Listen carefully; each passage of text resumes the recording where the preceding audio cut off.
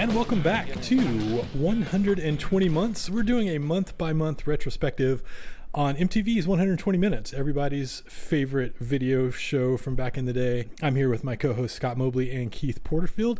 So what we do, we each pick a song from a particular month. We're starting in 1987, and this is episode 3. So we're looking at March of 1987. And then we've got a fun mystery song at the end that none of us had ever heard before that we're going to weigh in on. And this episode is another kind of fun one. So, and actually, I'll say going into it before we get into the songs, so this is only episode 3, so it's early to be saying this, but like this is my favorite episode so far in terms of the music that we've chosen. Probably the one that I know the songs the best. Honestly, going into the last 2 episodes, I really didn't know any of the songs we were talking about that well. And then on this one, the 2 that you guys picked in particular are 2 that I have always loved and have loved really since almost the time they came out. So very excited to get into it. We're kicking off this episode with Mr. Keith Porterfield. All right. Well, for this week, I have chosen a song called I Go Crazy by the band Flesh for Lulu. And Flesh for Lulu was an English band. They put out 4 albums between 1984 and 1989. And that was their heyday. They had a couple of other things come out over the years after that, but that was really the bulk of their career, was that run right there. This song, I Go Crazy, was on the 1987 album, which is called Long Live the New Flesh, which I think is a great album title for a band called Flesh for Lulu.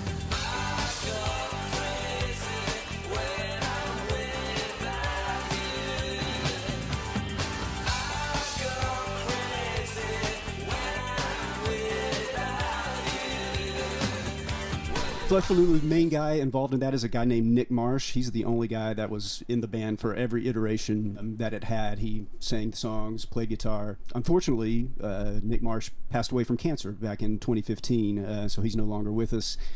In doing a little research going into this, he formed a version of the band again in 2013 that was active until his passing in 2015. So I like to think that he got to there at the end kind of relive his rock and roll glory, you know, before the cancer kind of took him. So I don't know for sure that that's exactly what was going on there, but it does my heart good to think that he got one last shot at being a rocker before the cancer took him. But as far as this song goes, it's a really good one in my opinion. Kind of an upbeat glam rocker. Got kind of a loping bass line, a really killer lead guitar part, and then also a kind of a background synth part that runs throughout the whole thing that fleshes it out, that I think actually really, really works. So really good song. Me personally, I know this song from doing the 80s retro show back at KTXT, the retro radio. This is a song that I would play on there occasionally. And it's funny, in doing this, I would have bet you cash money bills that I had this song on a compilation CD, because doing that retro show, those 80s compilations like Rock of the 80s, Just Can't Get Enough New Wave Hits of the 80s, Living in Oblivion, Richard Blade's Flashback Favorites, like those collections were godsends to me, man, because not only could I have a lot of music, a lot of songs on one CD instead of having to carry like 12 or 15 different albums around, but man, those things were a awesome crash course on just a lot of 80s music. I mean, I thought going into doing that show that I knew 80s music. Well, once you start doing a show like that, you realize pretty quickly that there's a lot of stuff out there that you don't know. And those hot compilation CDs were a godsend for me, as far as like I said, a crash course in learning a lot of stuff that I would get requests for that I didn't know or that I wasn't sure what it was. Those things saved me on multiple non-consecutive occasions.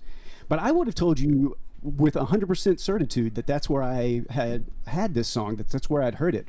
Well, I pulled all those CDs out the other day when I was getting ready to do this and looked through them, and this song is not on any of them. So I'm not even 100% sure where I had this, where I was playing this from. I don't think we had the full-length album, because I think if we had it, I would have searched through it and tried to find some other stuff that I could have played on it. And to my knowledge, this is the only Flesh for Lulu song that I have ever heard. So I don't really know for sure where I had this. I know, Mike, you did the show before I did. Is this a song that you played when you were doing retro radio? I don't think that I did play this a lot. I'm definitely familiar with the track, and it was on a soundtrack.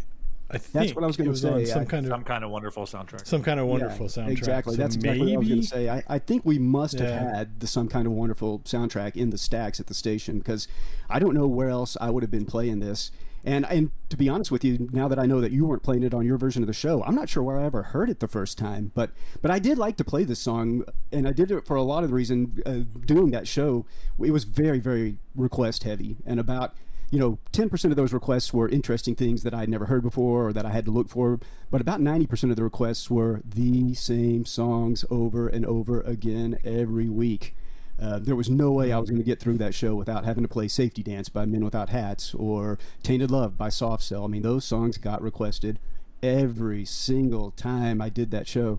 And so songs like this, like I Go Crazy, were songs that I would throw into the show just so I could hear something that wasn't the same old stuff that was getting requests all the time. And I think once I started playing it, I did get requests for it. But that's interesting to know that you weren't playing it. I don't have the slightest idea where I first heard this song, how I decided it should be on retro radio, but that's where I was playing it. So that's how I know it is from that show. Like I said, good track, a lot of fun. The video itself is another performance video on a sound stage with the guys, just running around playing the song, some special effects thrown in to kind of spice it up a little bit. Pretty generic video, but not bad, good 80s video. Well, the funny thing about this to me is that when we went into doing this, like in my head, every 80s video is like Hungry Like the Wolf by Duran Duran or She Blinded Me with Science by Thomas Dolby, like some kind of story video with like lots of, different elements going on in it. And then we get here and we're doing this show and watching these videos, and almost all of them so far have been performance videos. So I guess my take on videos in the 80s. I assume when you say like Thomas Dolby, She Blinded Me with Science, you mean perfect and wonderful? Exactly, right. Yeah, the 80s were the absolute heyday for videos. This, not one of the best ones ever, but it's not bad. The one thing I will say about this video, I got to give Nick Marsh some credit because he's wearing a Batman t-shirt in the video, and this was before the Michael Keaton Batman movie came out, so this was before it was cool to be running around with a superhero shirt on. And as a bit of a comic book nerd myself, I'm going to send him a shout out for wearing his Batman shirt at a time where it wasn't particularly cool to be wearing a Batman shirt. So way to go, Nick. Not only did you come out with a great song, your fashion choices were awesome as well. So anyway, that's it. I don't have a whole lot more on this one. Awesome song. I really enjoy it. I think you guys obviously did too. So that is I Go Crazy by Flesh for Lulu. Yeah, I liked this song a lot, and I think I knew it before. I wanted to talk real quick about the Some Kind of Wonderful soundtrack because, Some Kind of Wonderful, if you don't remember, was the film that came out of the John Hughes canon post Pretty in Pink. And he did not direct it, but he wrote it. And when it came out, it was accused of being a pale, limp ripoff of Pretty in Pink, which it is. And the soundtrack kind of is the same thing. Like the Pretty in Pink soundtrack has OMD and the Smiths and Psychedelic Furs, and the Some Kind of Wonderful soundtrack has Flesh for Lulu, and not a whole lot else. Like this is the signature song off that soundtrack, I think, as far as popularity goes. Nothing else on that soundtrack really took off, and there's a Jesus and Mary Chain song on it, but it's not a particularly good one. So the Some Kind of Wonderful soundtrack was considered sort of the bad offspring of Pretty in Pink, and it was. And so I think that's maybe why this song kind of got lost in the shuffle, but it is a really, really good song. I knew one other Flesh for Lulu song, and I only realized it this week when I was looking into this, because the song Postcards from Paradise, which I guess according to their bio was a mild hit for them, I knew the Paul Westerberg version of that song. I didn't realize it was a cover, but I went back and listened to Flesh for Lulu do it, and I get why Paul Westerberg covered it. It kind of sounds like a Paul Westerberg song the way they did it too. Yeah, but I got a kick out of this one. I knew the song. I'd heard it before, but it had been a long time, and I pretty much forgotten about it. But I enjoyed hearing it again, and yeah, cool video, cool song. I liked it. I had totally forgotten about it, and I really like this song. I always have. Kind of like Keith, I don't remember where I first would have come across it. I'm assuming KTXT, maybe in regular rotation or whatever. Keith, did it chart at all, like on the Billboard charts? It did not. Do you know? I don't know the number. I don't remember the number. It charted on the modern rock tracks, I think, but not terribly high. But no, it didn't chart on anything else aside from modern rock tracks. Because I mean, in '87, like I didn't even have MTV in '87, so I think this would have had to have been something I picked up later, just again probably at KTXT. But I've always really liked it. My first take from the video was the Batman shirt. Like, holy shit, this guy's ahead of his time. Because that was not a thing in '87. Like, he was definitely, and particularly in the way he's wearing. I mean, he's otherwise dressed as like kind of like in a standard punk rock kind of get up. I would say kind of an LA style. Yeah, like a shiny punk rock, not like the really super gritty type, but you know, the leather jackets and stuff, which doesn't really match the tone of the song at all. Well, again, not knowing anything else about them, that album came out on Beggar's Banquet. A lot of their albums all came out on like different labels. They were kind of pretty much jumping from label to label, but that one came out on Beggar's Banquet, and that's actually where I have it. I have it in my music collection from a box set called A Life Less Lived, which is the gothic rock box set, and it had a bunch of Beggar's Banquet stuff in it too. So I didn't really think of these guys as being goth myself, especially not this particular song. But yeah, this song did actually come out on Beggar's Banquet. I was gonna say, were they considered goth back in the day, or like as their other? I didn't dig any deeper into their catalog, and I probably should have, just because I'm guessing this song maybe isn't like super representative of exactly what they do, but I don't know. Yeah, again, not knowing much about them. Yeah, I'm not sure. I only know the one other song, which it's called Postcards from Paradise, but it's a little bit more of a rocker. It's a little more guitar crunchy than this song, but it probably still has a flavor of that. Everything in the 80s had that synthy, pop sound laying over to whatever, but that song's a little crunchier than this one, but that's as deep as I go too, so I can't really speak to that. But yeah, I can just say from these two songs that one of them is a little bit more guitar heavy than this one is. Gotcha. Yeah, this isn't a million miles away from a lot of Billboard friendly pop music in that time. Like this would have, I feel like, fit perfectly well on the Billboard charts in 1987. Well, and my reaction was, with just putting it on and listening to it, it triggered that I knew it from somewhere. But my first thought was this had to be in a John Hughes movie, and I was right. It was. It just sounds like that. It sounds like that era John Hughes movie soundtrack song. It may have been that if it had come out a little earlier, if it had come out in 84 rather than 87, it might have been a huge song, because by the time you get to 87, you're starting to drift towards the glam metal, in the top 40. So maybe... Yeah, if it had made the cut for the Pretty in Pink soundtrack, it may have been more popular than it was. Yeah. Pretty in Pink was huge. This movie wasn't. So yeah, that's another... I was going to just kind of, in passing, mention that I consider myself I don't know that I'd say like I'm a John Hughes fan in the sense that like I know everything about him and study his his works or whatever, but like I've always enjoyed John Hughes movies, and obviously they were part of my growing up just like you guys, but I don't kind of put Some Kind of Wonderful in that same bucket with like The Breakfast Club and Pretty in Pink and 16 Candles. Like it just doesn't, I don't think of it when I think of John Hughes, really. And I guess he didn't direct it, so maybe that's... He didn't direct it. But it's interesting that if you look at the John Hughes oeuvre, now that he's dead and whatever, and the era has passed, he really only made like maybe 4 movies that I would call like those signature John Hughes movies. 16 Candles, obviously. The Breakfast Club is the kingpin of those. Pretty in Pink, Ferris Bueller's Day Off, and then maybe you could throw Weird Science in there. But then you also have like Vacation and Some Kind of Wonderful, and then he does the Home Alone movies. It's not, he's not as much that as he gets labeled as. People say John Hughes and you immediately think of, oh, that guy made 100 movies like The Breakfast Club. He really didn't. He kind of did that from 83 to 88, and then he stopped, and he wasn't doing that before that either. That's kind of interesting that he gets kind of lumped in with that. He did create an entire genre, so I guess that you get credit for that. But he really was more than, for good or bad, he was more than those teen comedy movies. The man could put together a soundtrack, that's for sure. Yeah. St. Elmo's Fire was not one of his? Not him. No, that was done in the spirit, but not. Gotcha. And St. Elmo's Fire, to be fair, those people are too old to be in a John Hughes movie. Like that movie's set in college. He never messed with college. He was a high school guy. So interesting. Yeah, I guess I don't know as much about John Hughes as I thought I did. Yeah, and that's the thing. If you really look at his filmography, there's really only, I wouldn't even put Weird Science in there because it's so different from all the others. It's really 4 movies: 16 Candles, The Breakfast Club, Pretty in Pink, and Ferris Bueller's Day Off. That's it. And he created an entire world, that people give him full credit for off those 4 films. All right, great song. I was gonna say classic song, but maybe not necessarily a classic. But I don't know. I have always liked the song. I wish I knew kind of where I first ran across it, but for some reason you haven't heard it. Check it out. Next up is one that I kind of would consider like a college radio classic for sure.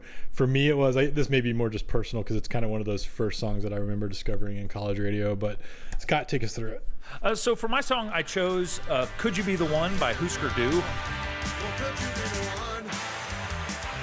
Could you be the one? Could you be the one that's hanging around?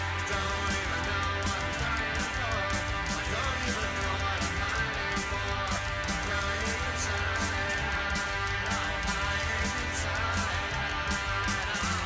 I wanted to just pretend for a second that nobody's ever heard of Hüsker Du, or you're hearing this for the first time just because that person might be out there. So I'll give you a little bit of background. Because this song, I think, maybe is not as representative of them as some others could be, but it's still a pretty great song. So if you've never heard these guys and you pull up their Wikipedia page or any bio of them, whatever, you're going to see the term pioneers of punk quite often. And if you listen to this song, it's the first thing you ever hear, you're going to go, what? Because this really isn't that punky at all. It's a little bit. But so Hüsker Du are considered major pioneers of punk, but it's for the stuff they did kind of before this. So this band forms in 1979. They're from St. Paul, Minneapolis, Minnesota area. 3 members that stayed in the band the entire time. They were pretty short-lived, but they kept the 3 same guys for the entire time.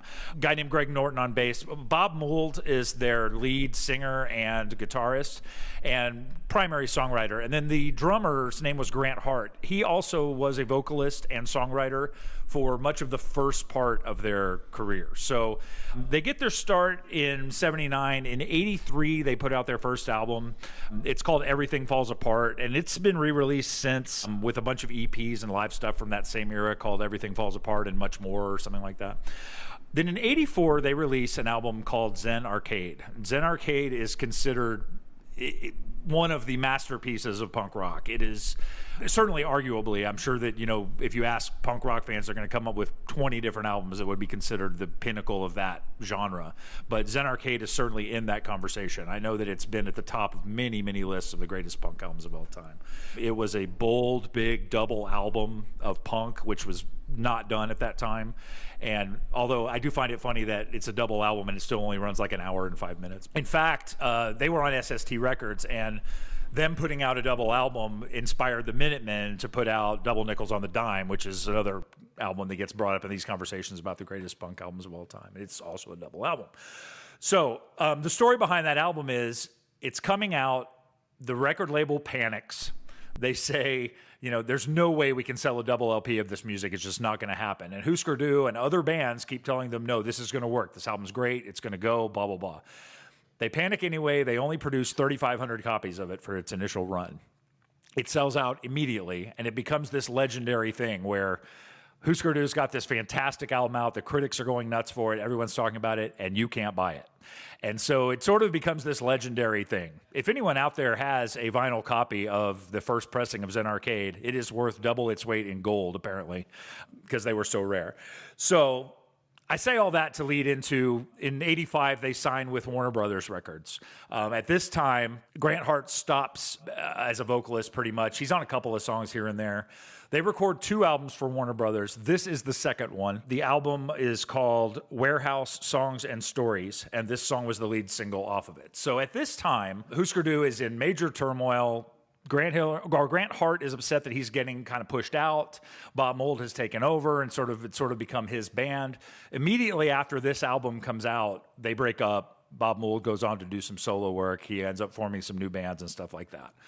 So that giant rainbow kind of has its apex right here. We go from being a hardcore punk band, noise rock band, shifting a little bit more to power pop, a little bit more into poppy sounds. And then Bob Mould's solo stuff is very poppy. And then he forms the band Sugar, which is insanely poppy. And that's kind of where we end up. So if you draw that as a big rainbow from the start of Hüsker Du to Sugar, this is the top of that rainbow. This is where the punk sounds of Hüsker Du and the pop aesthetics of Bob Mould sort of meet in the middle. And it's a wonderful song. It really is. I mean, this is as close to a hit as Hüsker Du ever had, I think. And it's a really great little sort of rockin' pop song. That said, depending on your reaction to this song, I could tell you to go one of two ways. If you heard it and said, man, I wish that was noisier and grungier and more punk, go backwards and listen to things like Zen Arcade. If you said, man, this would be great if it would produce a little slicker, a little more polished, buy Sugar's Copper Blue. and one of those two things is going to be the answer to where you want to be. This is right there in the middle of both of those things. So that's Hüsker Dü. Could you be the one? Man, I love this song. Like, I mean, this is the sweet spot for me between, and it's funny that you put it that way, of kind of where it fits in Bob Mould's career, because it's exactly the sweet spot. I think not that I don't love the stuff that came before it, and I particularly like Sugar because I do lean a little bit more probably towards the more melodic, poppier stuff that he does later, but it's all good.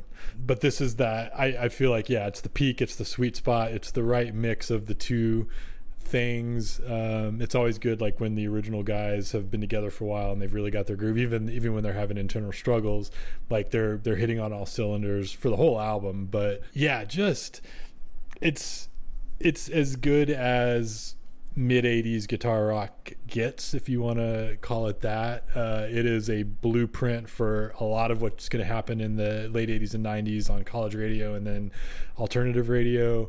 I hate to throw out a number, but 80% of every artist on rock radio in the 90s probably name-checked Hüsker Dü at some point as a influence, because why wouldn't you? I mean, they're everything that you love about loud guitar rock, but with some songwriting chops and with some sensibilities for making it listenable. Like, it's got the right mix of ingredients in that sense as well.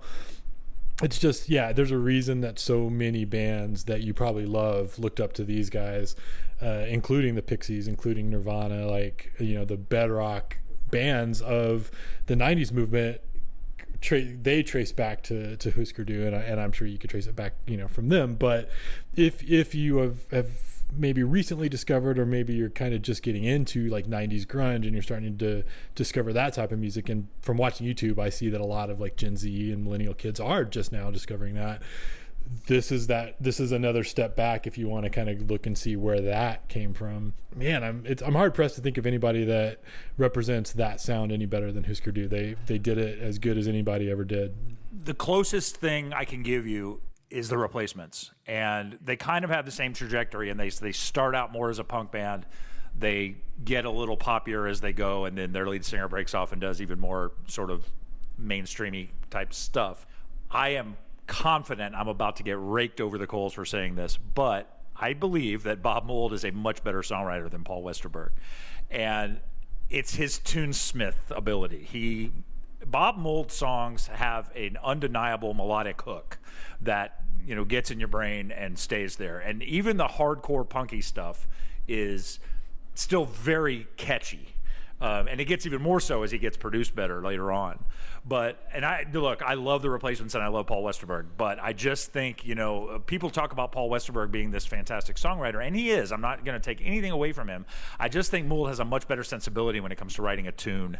I think that's the best parallel you could make in the fact that you have a singer-songwriter who is very prolific and very good at writing, catchy pop tunes, and their style sort of morphs over the years from one thing into another. But yeah, that's a good parallel if you're looking for something similar to Hüsker Dü. But what you said is absolutely true. Most of the early 90s punk / grunge / hard rock bands absolutely cite Hüsker Dü as their influence, and rightfully so. They were a fantastic band for as short-lived as they were. I'm glad you mentioned Paul Westerberg and the Replacements, because I really liked this Hüsker Dü song, and I was afraid my longstanding tradition of hating on Scotty's picks was going to go away. But since you slagged off Paul Westerberg, I've got something I can hate on now. And you didn't slag off Paul Westerberg. I'll admit to that. You'd give him his props. No, I'm not taking anything away from Westerberg. Yeah, you know how I feel about the Replacements of Paul Westerberg, so we'll leave that alone. Let me just say that I disagree with that particular statement. But yeah, it's funny because you mentioned somebody who might not have heard Hüsker Dü or whatever. I was that guy, knowing Bob Mould has had a long and prosperous career with a lot of different chapters in it. I have to admit, the only time I ever really checked into him was the Sugar albums. I've got Copper Blue and File Under Easy Listening, and both of which are fantastic. But for whatever reason, I never really checked out his solo career. I never really went back and checked out Hüsker Dü. And so when I first heard the song, or knew that you were picking a Hüsker Dü song, when I went to listen to it, I was expecting something a lot more punky. I was not expecting something quite this melodic and poppy and really good. I loved this song. This is fantastic. I thought it was really great, and it does a little bit point forward to what Sugar's going to do. Like, this song could have been on either of the Sugar albums, and it would not have been out of place even a little bit. There is a particular change in there. The structure of the song is a little weird in that there's kind of a bridge between the verse and the chorus. The change out of the verse into that little bridge part before it gets to the chorus just really, really, really lands for me. I don't know exactly what it is about the way those notes progress, but you talk about good songwriting and catchy moments. The change right there from the verse into that little bridge into the chorus really, really hits me really well. So yeah, I got nothing bad to say about this song. I thoroughly enjoyed it and kind of feel like now I need to go back and maybe check out more Hüsker Dü. Well, as you say, I guess the earlier stuff was more punky than this is, but I think maybe I just had a different impression of what they did than what they were actually doing, maybe? I'm not sure. I would say to go backwards because their early stuff is just... Zen Arcade is a masterpiece of punk, but it is punk, and it's the difference being the vocals are a little more screamy, production's a little more raw and edgy, but the ability that Bob Mould has to write a tune is still there. You can still hear the melodiousness of his writing in those songs. They're just a little dirtier production-wise. But you can definitely go back. This is the last Hüsker Dü album. The one before it, that's also on Warner Brothers, and I forget the name of it. I think it's got Cherry something in the title, is also just like this. Like, if you like this song, you're going to like anything on this album. You're going to like anything on the album before it, any of the Warner Brothers stuff. Going further back than that, it may be a little too nasty for you. I don't know. You should definitely check out some of Bob Mould's solo stuff. It's really, really good. And especially, if you like Sugar, and I think we're all in agreement that Sugar was fantastic, particularly Copper Blue. I like both albums a lot too, but Copper Blue to me is just a wall-to-wall masterpiece. And if you like that stuff, Bob Mould's solo stuff is probably more up your alley. But there is something for you on the early Hüsker Dü stuff. You just kind of have to go into it knowing that, you're going to hear a little less of the polish, a little more of the noise. But the core of it, the songwriting at the core of it is still there. Yeah, I'll definitely have to check it out. Like I said, I was not only surprised by this song, but really pleasantly surprised by how much I liked this song. Yeah, just a jam. It's so good. It is so good. It's one of those just underrated songs that should have gotten way bigger. I'll also throw out, so the album you were talking about, Scott, Candy Apple Gray, is the one right before this. The song Don't Want to Know If You Are Lonely, which is actually, apparently, I'm looking right now, written by Grant Hart and not by Bob Mould, is also one of my favorite Hüsker Dü songs. It's another really, they're all so solid, but that's another really standout track. Yeah, folks, if you have not listened to Hüsker Dü, or Sugar or Bob Mould for that matter, you're really missing out. If you're a fan of 90s music, particularly grunge and things like the Pixies, Hüsker Dü is your favorite band's favorite band. So listen to them. They give yourself a treat. It's one of those situations, and man, you just don't hear anybody talking about Sugar in particular. I feel like Sugar and Bob Mould just don't come up in conversation a lot, or online, or even some best of lists. Hüsker Dü, I think, does get a little more credit because they were kind of more like the progenitors of a lot of stuff, and maybe that's why Sugar was more of a contemporary with some of those bands and isn't considered as much of an influence. But man, yeah, just take Scott's advice, based on whether you lean punk or pop as to how you want to approach Hüsker Dü, but definitely check it out. There's something there for both sets of ears. So. I was going to say, you do hear a little bit about Zen Arcade. I've seen that one show up in best of lists and that kind of thing, but really that's about the only thing I ever see or hear about Hüsker Dü. The Zen Arcade is a fantastic album. Like I said, there's not a lot on it that sounds like this song. So it is pretty raw and pretty nasty. It's good, and it's like I said, you can still hear the songwriting abilities of these guys in the songs. It's just the production is just a little more raw. But if you're a punk fan, especially early punk, like early '80s, I wouldn't use the term hardcore because this it doesn't sound like Black Flag or anything like that. But it's definitely a harder edge sort of punk than some of the stuff that was going on around it. And I think it sort of led into what they started calling melodic punk, bands like the Descendants and things like that. I think Hüsker was a big influence on that too, because they were able to be punk and raw and edgy and still have these really catchy underlying tunes in their songs. So yeah, Zen Arcade is definitely worth listening to. May not be for everybody, but it's a damn fine album. Speaking of another kind of undersung band, is that a band that I think deserves more credit, is my choice for the week, which is Love Tractor. The song that got played on 120 Minutes in March was Party Train, which is actually a cover of the Gap Band. Everybody's got to be on time, so you won't have to stand in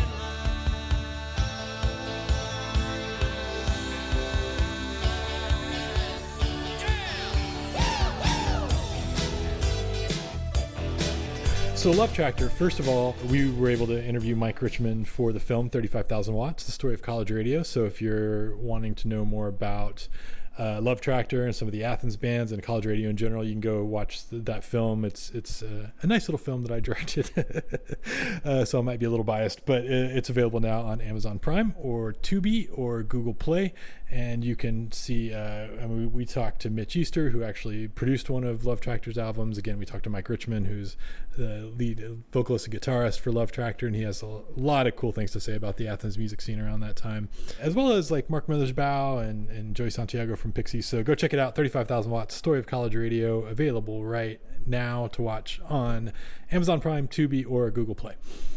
So Love Tractor, they formed in 1980. All the members went to the University of Georgia in Athens, and if you can imagine, being in Athens, Georgia in 1980 meant that you were surrounded by a burgeoning music scene that still kind of stands as like one of the iconic music scenes in the United States of all time. It's kind of right up there with like the grunge scene in Seattle in the 90s. I mean, there was just this thing that was happening in Athens, and I talked to, so we interviewed Love Tractor for that. We interviewed Pylon for that. We interviewed, Mitch Easter, who produced REM and who also was in Let's Active. We talked to Burtis Downs, who was the manager of REM and still lives in Athens to this day, and like kind of asked like what was going on in Athens that caused this kind of thing to blow. Like what is the difference between Athens and another college town? Well, like Lubbock, let's say, because they're not that different. Like Athens, there wasn't anything special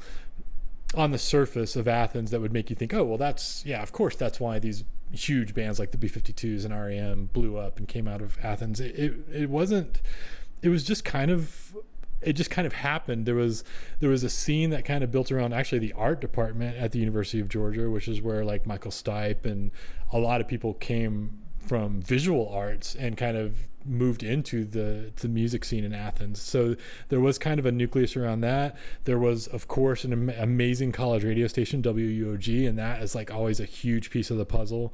When you're talking about a music scene, you had the 40 Watt Club, which is like at that time especially, just one of those clubs that would, you could get 10 people in maybe on a certain night and the band would still play and everybody would still have a good time. So you had a venue for these bands to kind of learn how to play live and learn how to get a crowd and learn how to grow.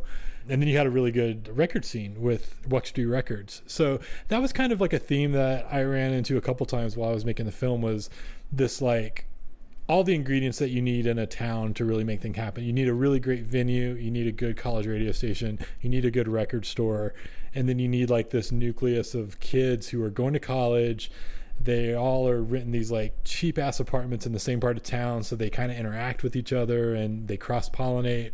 And the next thing you know, you have this scene where you've got first the B-52s. I think they really did kind of come first, but then around the same time, Pylon, REM, Love Tractor, OK, the Side Effects, all these other bands really were contemporaries of each other. They weren't really riding each other's coattails. They didn't even really ride the B-52s coattails that much, but I think the B-52s did help crack the door open a little bit. I know Burtis specifically talked about REM like having a little bit of an entree into the New York music scene because of the B-52s. But really, it was just this really cool thing happening in this town. And Love Tractor was a really big part of that. They started out recording mostly instrumental rock, which was really unusual. I mean, in the history of music, like in the history of pop music, there's not that many bands that were doing instrumental rock that still caught on and that still sold a lot of albums. I mean, there are exceptions to that rule, but largely speaking, certainly on like the Billboard charts and stuff, an instrumental track is going to be like the exception to the rule. Very, very rare thing. But they were doing I think their first album was almost entirely instrumental, and then slowly but surely they do start working vocals into some of the songs become like full on produced, with like a full vocal track. Sometimes they have, I don't know, kind of like laid back vocal tracks that almost feel like just another instrument that's getting layered on. And that's kind of what Love Tractor did, is they would do these songs that just kind of would layer the instruments, and they would build and they'd get a little louder. And then pretty soon they'd kind of build to this crescendo, and they were the masters of that. They were doing really dance rock is what, like, from what I understand, people would go see them in Athens and they were dancing to that, and you obviously had new wave and dance rock and dance music starting to take off at that same time. But like, when you think about it, in 1980, 81, 82, going to see a band and dancing to them wasn't as kind of foreign as maybe it is to us now. I mean, everybody loves to, kind of bop around, but like really thinking of a rock band as like a dance rock band is very much of that time. I feel like that's not really a term that gets thrown around, but Love Tractor really truly was like a dance rock band in the best sense of the word, to the point where they record Party Train, which is a cover of the Gap Band, who is absolutely like a dance funk band. The song is a really cool interpretation of the Gap Rock version. I think it doesn't lose like all of the funkiness of the original. It certainly defunkifies it a little bit and like southern rocks it up a little bit. So like you have these elements of like, it's almost like you can kind of hear REM mixing in, because there is that jangle rock thing going on. There is Love Tractor, if nothing else, were fantastic musicians. So there's this very tight, rhythm section that does justice to the song, I think. Yeah, I'm curious to hear what you guys think about it. It's not my favorite Love Tractor song. I don't know that this song really represents the best of Love Tractor, but I wasn't sure if another Love Tractor song was going to pop up later on. I haven't really been looking ahead on the 120 Minutes playlist to see if I could have maybe chosen another Love Tractor song later on. So I wanted to jump on the Love Tractor. I wanted to jump on the Party Train right now and choose this song.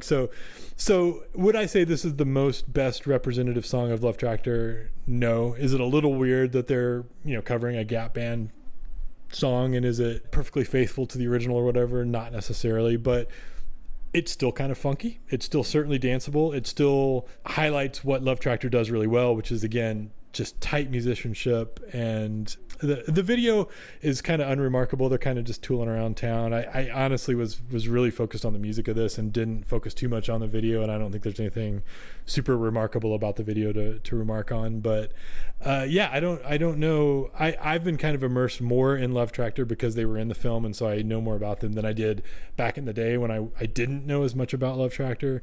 And so I don't know where you guys are coming in on the Love Tractor Party Train, but let's find out.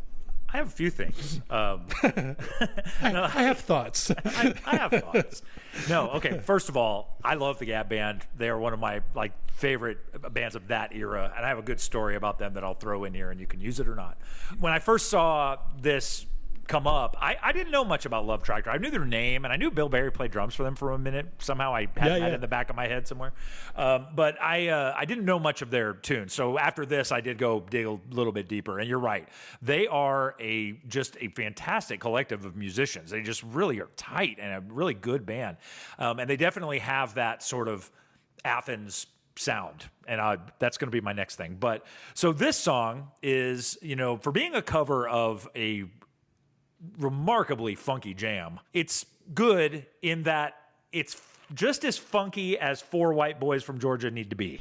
It's not right. It's not too funky, and it certainly doesn't feel like cultural appropriation or anything like that. The video may be another story with that, but it's perfect. It's just a nice little, here we are, this little band from Georgia who definitely have the sort of REM, jangle pop, Americana sort of sound, taking on a funk classic and doing a damn fine job of it. I really did enjoy the song quite a bit.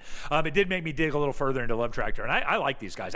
They were kind of off my radar. I knew the name, like I said, and I had a little history of them, but I did not know much about them, and I hadn't heard a lot of their music. I have now, and I really enjoyed a lot of it. I wanted to, let me tell my Gap Band story first because it's funny. So this would have been about 2004.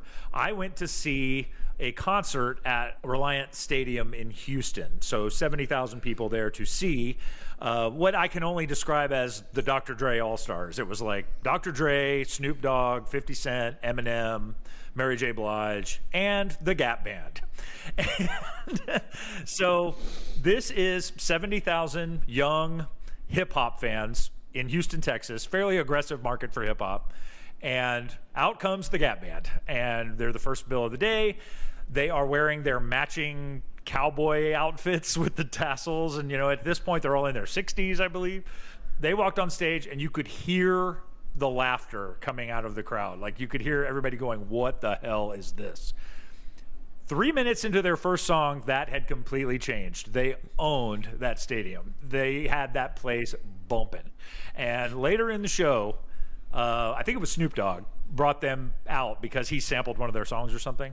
You would have thought the original lineup of NWA walked out on that stage. Like, that place erupted. So I was very happy that day that a young generation got to hear the wonder and amazement that is the Gap Band. They are fantastic. But anyway, so that's my Gap Band story. So I want to touch on, you were talking about the Athens scene, and I'm glad you kind of know way more about it than I do, and we're able to address that a little bit, because every time you hear about the Athens music scene, somebody has to mention the B-52s. And I've always been like, you have all these bands that came out of Athens. They all kind of sound of a theme. They all kind of have, you have REM, and then you have a bunch of bands that sound like REM. And then on the outskirts of that, you have the B-52s. And, REM starts getting popular in like 82. Some of these other bands are like right after that. The B-52s' first album is in 1979. So I always had the opinion that, yes, the B-52s are from Athens, and that's where they formed, but then they bounced and went to New York, and, they were a CBGB band and all that stuff. So I find it interesting that they are sort of considered maybe the connection from New York to Athens. Like, they went to New York, but they never forgot their roots and went back and helped some of these bands get maybe representation or producers or whatever. So kudos to the B-52s for that, because I never quite understood how they fit into this. But and let them open for them on tour. Like Love Tractor opened for the B-52s on the Cosmic Thing tour. Things like that. Yeah. Okay, so they were giving opportunities to the bands that came after them, and they deserve all the credit in the world for that.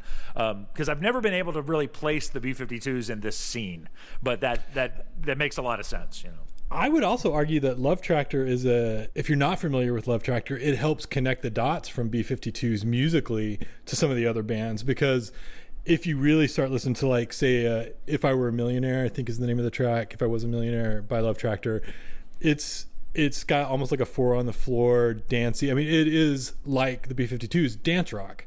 And that was a thing that was happening in Athens that gets lost because of bands like REM, but like Pylon and Love Tractor and B-52s were making dance music that just happened to be rock oriented, I think. And that is another way that it kind of connects. And REM did not do that. There's another interesting connection in that, if you listen to the early B-52s, I'm not talking about like the Love Shack era. I'm talking about Rock Lobster. The B-52s were basically doing surf guitar music, and surf guitar music is heavily instrumental a lot of times, and Love Tractor does a lot of instrumental tracks. And you're right, that sort of party rock thing is there in both bands as well. So that's really interesting. I mean, I don't know. I'm glad you connected those dots for me, because in my head I've always been like, okay, so there's REM, and then there's these, all these other, sort of jangly pop, and then rock club stuff. That's not, it's never connected for me, But that makes a lot of sense. So yeah. So thank you for that. I was kind of in the same boat, actually, and part of that is because I wasn't familiar at all with Love Tractor until listening to this song, and not at all familiar with Pylon either. So to me, the B-52s have always kind of stuck out like a sore thumb from the other bands of that scene that I was aware of. I've heard the name Pylon before, but I never really checked into them. So yeah, that's definitely interesting. As far as this song goes, I did not know this was a cover, to be perfectly honest with you. I didn't know this was a Gap Band cover. I was laughing a little bit about the song because there's all of about like maybe 12 individual words in it, like, don't miss the party train. Very typical of the Gap Band. Yeah, and then I went and looked, and I was reading through, and it's like they largely did instrumental rock. I was, well, okay, that makes sense, because when they are writing lyrics, they're only writing like 10 or 12 words. Yeah, so I was just wrong on that. I didn't realize that was a cover, but I guess it does kind of fit in with what they do if it doesn't have a whole lot of lyric to it. But I really liked this song. Yeah, I thought it's got the kind of the main guitar lick that runs throughout it is kind of crunchy and killer, and then the electronics. There's a little kind of the electronics niggling in through here and there throughout it. A little keyboard part kind of after the main kind of chorus part.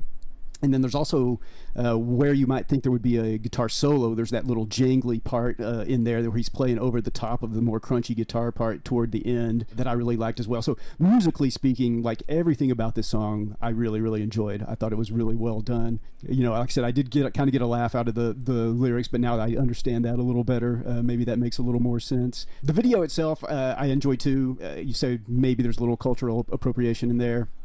Possibly because they're at the club when the scene where they're at the club at the end, but largely I thought it was a pretty fun video, and there's a part in it early on where there's a shot of him like head on Mike Richmond, and he's singing, but he's not really like getting into it. He's not like doing the lip sync thing where you're really trying to look like you're singing real hard and everything, and all of a sudden he lets loose with a woo, and like barely moves his lips at all when he makes that little noise. And that every time I watched this video like 4 or 5 times, and literally cracked up out loud laughing every single time I saw that, just with the very little like just kind of purses his mouth just a little bit, and you get woo out of that. It just every time I watched that little bit cracked me up. But yeah, I liked everything about this. I liked the video, I liked the song. Yeah, really great. Mike is getting to interview him was just a delight. Like, he invited us into his house.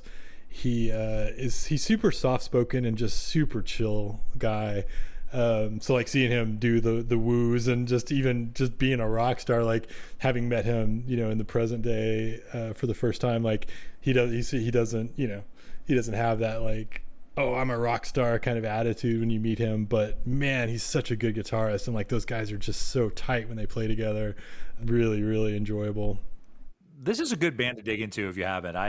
They're really good. I did not know much about them, but man, they kind of blew me away. I really liked them. I thank you because I like them as people, having met them, and so it's cool to like kind of introduce people to them, and also it's just good stuff. Like, and Pylon's the same. I think we'll have the opportunity to talk about Pylon in a future episode, because I'm sure they hit 120 minutes during this era. Although it's this is, I wouldn't say this is past, their prime, but Love Tractor and Pylon and of course REM were still very much in their prime during the like 87, 88, but hopefully we'll get a Pylon song so we can talk about them. But the song I wanted to point out is, I misquoted it. It's Buy Me $1 Million is the name of the Love Track. It's off the self-titled album, very first track, Buy Me $1 Million. If you're one of those people that just kind of like wants to sample a new artist and you don't really know where to start, I'm going to just start you off. Buy Me $1 Million by Love Tractor off the album of the same name. If you like that, then just keep going on that album, and then you can kind of start getting into some of their other stuff around that same time. But that's a really great place to start. It's a perfect example of what they do. It's one of my favorites. There's also a song on that album called Chili Damn Willie, which is also amazing. And by the way, I will go ahead and say Pylon, if you don't know about Pylon and you're in Apple Music or Spotify and you're listening to stuff, listen to Pylon Cool is the name of the song. It's their very first single. If you don't like Pylon Cool, then I don't know what you're doing listening to music at all. It's just freaking cool. It's such a good song. It'll also help draw the connection from B-52s to some of these other bands. Like, it is very much of that vibe. It's a dance rock track. It is incredibly cool. It's also a little weirder and more eclectic than Love Tractor. Pylon definitely was kind of the weirder of the two bands. But yeah, if you're a fan of 80s music, if you're a fan of REM and the Athens scene but haven't gone back and dug into those bands, highly recommend it. Those are some good starting points. You definitely can't go wrong. And having met those people, they're all really good people, and they're worth the time to check out for sure. I also really like, I know we're going to end up talking about Pylon in the future, so I should stop. But Pylon still tours, or still does shows around Athens, and kind of does mini tours. But they have a lot of their original members still, but they tour as Pylon Reenactment Society, which I think is the coolest name for like a band that is kind of has changed their membership like a little bit, and they've gotten maybe on in years, but they're still out there doing shows. I really like that they bill themselves as Pylon Reenactment Society. It just really cracks me up. I don't know much about Pylon. I'm gonna have to dig into them a little bit. I don't know much. Man, when we get off the podcast, listen to Cool. Name of the track is Cool. It is an abundantly cool track. It's amazing, and you'll be sucked in from there. And is if my it guess. connects everything to the B-50, I love the B-52s. I unabashedly love those guys, and I know they're silly, but I love them. And so anything that connects that, if that's the line if the line goes between the B-52s and REM, I'm in. I think so. I mean, I think Pylon Cool definitely. If you listen to it, you'll be like, oh, I can see how they came from kind of the same scene as the B-52s, and maybe like went to a B-52 show and kind of you can see it.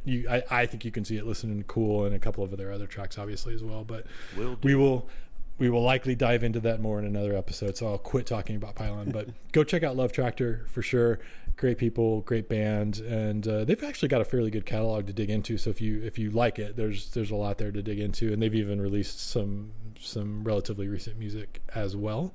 And if you live in the Athens area, like they do occasionally do still shows with Pylon Reenactment Society and some of those other guys. So check them out. All right, so those are the songs that we each chose. Just 3 really good tracks. I liked everything that we talked about today. So now we are doing our mystery track. So each episode we choose a song that none of us had heard of before. I think in general the artist as well. Until we get into the 90s, I think we should be able to choose both bands and songs that we don't know anything about. And this episode we absolutely were able to do that. I think we had multiple choices. So Keith, what did we end up landing on for our mystery song this week?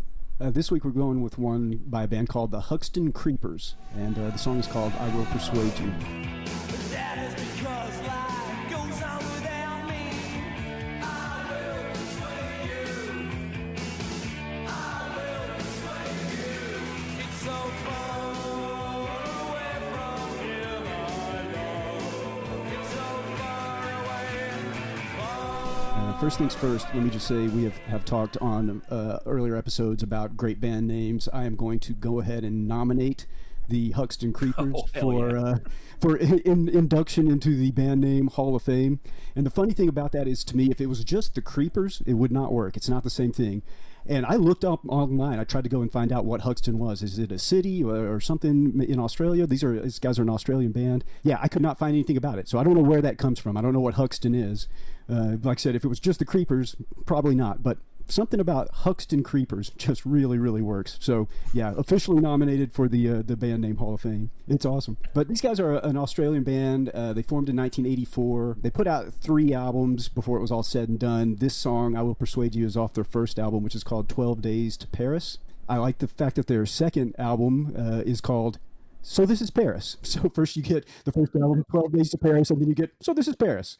But it was only called that in Australia. When it got released in the US and Canada, it had a different name on it. So I don't know why they did that, because that's such a great progression of album names there. But yeah, so if you're looking for some Hüsker Creepers stuff, Google Paris and Hüsker Creepers together, and there'll be a couple of different albums that'll pop up for you.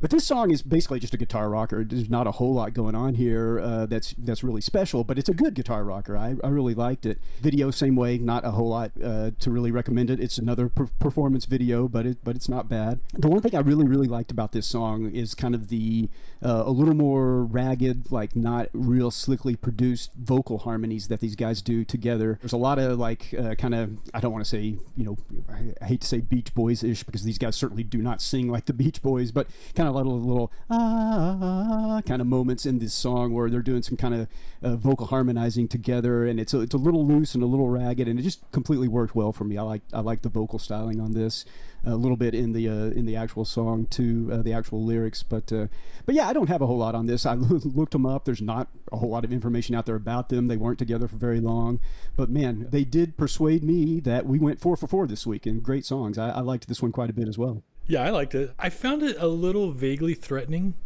I don't know if that it's a little intense in a weird in the every breath you take kind of way. Yeah. Like catchy, but what?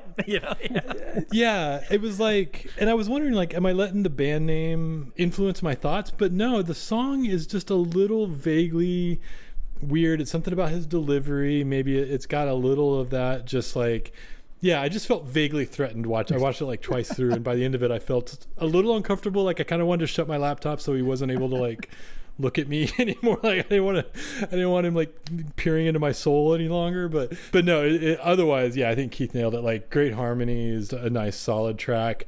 I don't know that I'll probably dig much deeper into the Hucks and Creepers, and it doesn't seem like they have a lot. I don't think you can.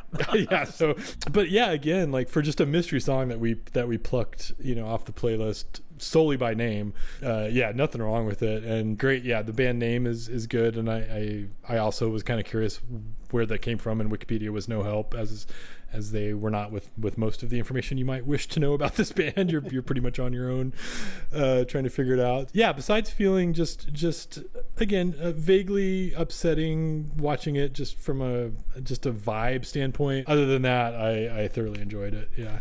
So we're 4 for 4 this week. This song slaps. I loved it. And, I mean, I'm like you said, I'm not going to run out and buy all the Hooks and Creepers albums or anything, but this song was a rocker. I liked it. I really think I was trying to dig around because you look at like their charts and stuff like that. I don't think these guys made it out of Australia at all. Like I think this might have been their one touch on American soil, was being on 120 minutes a time or two, so really didn't get out of Australia. So I think this was their only exposure. When I first watched the song, watched the video, my one note I wrote down was Iggy Pop ? And when I dug into these guys a little bit, it turns out that the Stooges and Iggy Pop were a major influence on them. You hear it in the lead singer's vocals. He kind of has this Iggy Pop thing, and then underneath it you have the other guys doing these sort of clean harmony vocals or whatever. And then I think musically, if you take all the vocals out, musically the guitar riff and sort of like the feel of the song kind of has an early Midnight Oil kind of thing going on. All those things put in the blender and stirred up made for just a really fun song. I really, really liked this one. So yeah, we did good this week, guys. We picked some jammy jams. Yeah, I'm surprised these guys didn't do something else. I don't know. I mean, it seemed like they're good enough. Yeah, they just didn't. I mean, I don't know how long you can be popular just in Australia and have a career, because the record labels are not going to keep putting out records for you if you're not selling anywhere else but there. It's not a very big place. You either you have to turn into NXS or Midnight Oil or AC/DC, or you have to go away. I guess I'm totally guessing. I don't know that that's how it works, but it just seems to me like being limited to a country that small. Maybe the internet would have helped these guys. They would have gotten out a little more. One thing I thought was funny was if you read their bios, after this band was only together for a few years and then they broke up, and one of the guys, I forget which one it is now a high school teacher. He teaches Indonesian to Australian high school students, which as job descriptions go, that's a humdinger. If you get on the comments on YouTube, there's like 10 or 12 of them. They're like, hey, that's my Indonesian teacher. How cool would that be? That's awesome. So This guy rocks. I got a kick out of that too. Yeah. He scares me a little bit, but he rocks. I'm not totally off base with that. That is like there's a little bit of an undertone to this song. Yeah, right? it's like I said, it's like the Every Breath You Take. Like the first time you hear Every Breath You Take by the Police, you're like, oh yeah, that kind of jams. And then really listen to the lyrics of that song. It's creepy AF. And and this is kind of the same thing. It's like, I will persuade you. Okay, but then if you really start looking at these guys, it's like, I will persuade you. Like looking over their reading glasses, Yeah, okay. I wasn't sure if maybe it was just me. I guess I was not as menaced by them as you guys were, but I'll go back and watch it again and see if I can let them creep me out a little worse. The lead singer also has a little bit of a Dave Pirner thing going on. He does. Not vocally, but visually, aesthetically. Visually, yeah. Yeah, I guess this will be a running theme with particularly our mystery songs of people that were like, man, these guys are pretty good. Why didn't they get any further? And the answer is always going to be, who knows? Like, yeah. Right. It's like, we talked about that like a lot of the time on the One Hit Wonders stuff, like bands like Hagfish, who we all three loved, and they just didn't make that leap up into the big leagues, and you just don't. It's like they're just as good as this other band that did, and I maybe the Hucks and Creepers don't necessarily fall in that category, but you know what I mean. That's probably going to be a running theme for us. Yeah, I think there's any number of things that can go wrong in that situation. It's one of those deals like the butterfly flaps his wings in one part of the world, and you get a monsoon in another. Any number of little things could have happened that knocked them off course, or any band that that is kind of you feel like should have done more than they did. There's just not any way of telling with an individual band like that, especially someone like this who's really obscure and from Australia, and so who knows what happened to him. But yeah, man, they, at least on the strength of this song, seemed like they were a pretty good band. And they made it on 120 minutes, which, I mean, Yeah, exactly. again, at this time, this show comes on once a week. They can only play what I think they play about 20 to 22 tracks a week on the show. So I mean, they kind of, you know, I mean, that like Scott said, that was kind of the big time at that point for them to, like, where else were they going to go that would be much bigger than getting a kind of a plum spot on an MTV show like 120 minutes. So maybe that was it. That was kind of their shot, and it just didn't catch Didn't fire. land. Yeah, they just. from I there. mean, if you look at, like I said, if you look at the charts, you'll see like Australia is the only place they ever charted, and it's not high. Like this song was like 132 on the Australian charts or something. You know. Oh, interesting. Yeah. So and they never really took off even there. Although people there seem to know who they are. Like if you get on their comments and stuff, you'll see like, oh, I remember these guys. You know, blah blah blah from Australia. But they never like. You know, a lot of times with these obscure bands from other countries and stuff, you'll see like, well, they went to number 200 in Ireland or something, you know, or whatever. Though you'll see some chart activity somewhere else on the planet, and you just don't with these guys. It's nothing outside of Australia, and even there, it's not very impressive.